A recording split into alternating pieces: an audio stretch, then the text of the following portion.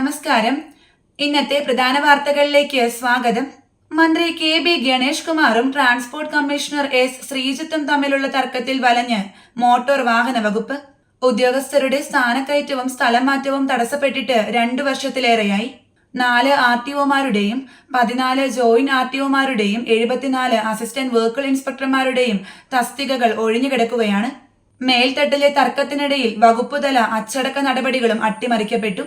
സുപ്രധാന പല നടപടികളും വേഗത്തിൽ തീർപ്പ് കൽപ്പിക്കാൻ കഴിയുന്നില്ല. മുണ്ടക്കൈയെയും ചൂരൽമലയെയും തകർത്തെറിഞ്ഞ ഉരുൾപൊട്ടലിന് ഇന്ന് 7ാം നാൾ. ദുരന്തഭൂമിയിൽ ഇന്നും തിരച്ചിൽ തുടരും. തിരിച്ചറിയാത്ത 8 മൃതദേഹങ്ങൾ ഇന്നലെ സർവ്വമത പ്രാർത്ഥനയോടെ പുത്തുമലയിൽ സംസ്കരിച്ചു.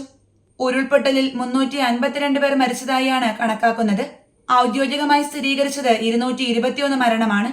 209 പേരെ കാണാതായിട്ടുണ്ട്. ഇന്നലെ 2 മൃതദേഹങ്ങളാണ് കണ്ടെത്തിയത്. ഉരുൾപൊട്ടൽ ദുരന്തമുണ്ടായ വയനാട്ടിൽ 100 വീടുകൾ നിർമ്മിച്ചു നൽകാനുള്ള കർണാടക മുഖ്യമന്ത്രി സിദ്ധരാമയ്യയുടെ പ്രഖ്യാപനത്തെ വിമർശിച്ച് BJP MPയും യുവമോർച്ച ദേശീയ അധ്യക്ഷനുമായ തേജസ്വി സൂര്യ. രാഹുൽ ഗാന്ധിയുടെ താൽപര്യപ്രകാരമാണ് സിദ്ധരാമയ്യയുടെ പ്രഖ്യാപനം. കർണാടകയെ കോൺഗ്രസ് അതിന്റെ ATM-ആയി ഉപയോഗിക്കുകയാണ്.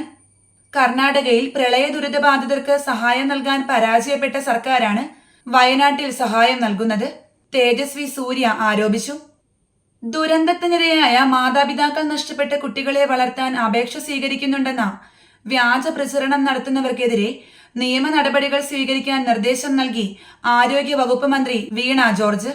സ്വകാര്യ ആശുപത്രിയിൽ നിന്നുൾപ്പെടെ കുട്ടികളെ നൽകുന്നുണ്ട് എന്ന് സോഷ്യൽ മീഡിയയിലൂടെയും അല്ലാതെയും വ്യാജ പ്രചരണം നടത്തുന്നവർക്കെതിരെ നിയമ നടപടികൾ സ്വീകരിക്കാനാണ് ആരോഗ്യ വകുപ്പ് മന്ത്രി വീണ ജോർജ് നിർദ്ദേശം നൽകിയത്. ടിക്കറ്റ് ഇല്ലാതെ യാത്ര ചെയ്തത് ചോദ്യം ചെയ്തതിന് ഇതര സംസ്ഥാനക്കാർ ട്രെയിനിൽ നിന്ന് തള്ളിയിട്ട് കൊലപ്പെടുത്തിയ TTEV വിനോദിന്റെ അമ്മ അന്തരിച്ചു.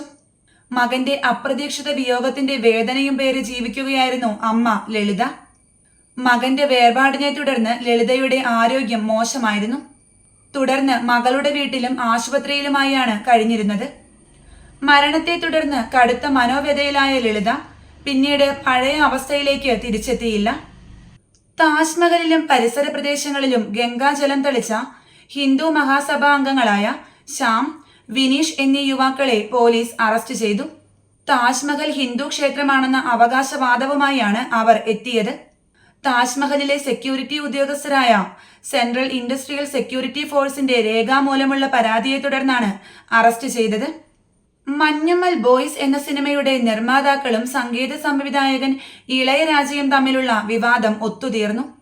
ഗുണ എന്ന ചിത്രത്തിലെ കൺമണി അൻപോട് എന്ന ഗാനം മഞ്ഞുമ്മൽ ബോയ്സ് എന്ന സിനിമയിൽ ഉപയോഗിച്ചതിന്റെ പേരിൽ നിർമ്മാതാക്കളും സംഗീത സംവിധായകൻ ഇളയരാജയും തമ്മിലുള്ള പ്രശ്നത്തിനാണ് പരിഹാരമുണ്ടായത്.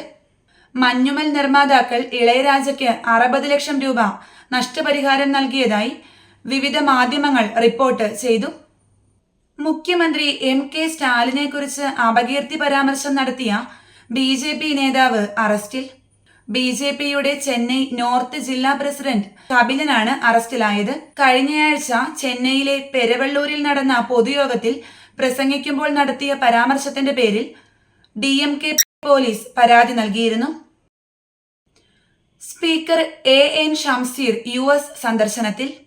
അമേരിക്കയിലെ കെൻഡക്കി സംസ്ഥാനത്തിൽ നടക്കുന്ന നാഷണൽ ലെജിസ്ലേച്ചർ കോൺഫറൻസിൽ പങ്കെടുക്കാനാണ് അദ്ദേഹം പോയത്. 6-7 തീയതികളിലാണ് യോഗം.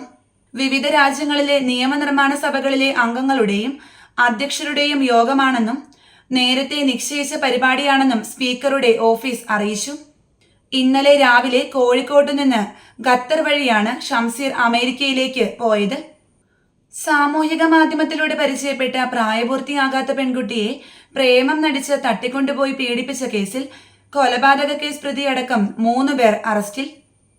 തിരുവനന്തപുരം വട്ടിയൂർക്കാവ് നെട്ടയം മുളക്കിൻതറവിളയിൽ അരവിന്ദ്, ഉള്ളൂർ ശ്രീകാര്യം സജിഭവനത്തിൽ ജിത്തു, അടൂർ ചങ്കൂർ ക്ഷേത്രത്തിന് സമീപം വടക്കേച്ചെരുവിൽ ചന്ദ്രലാൽ എന്നിവരാണ് അറസ്റ്റിലായത്.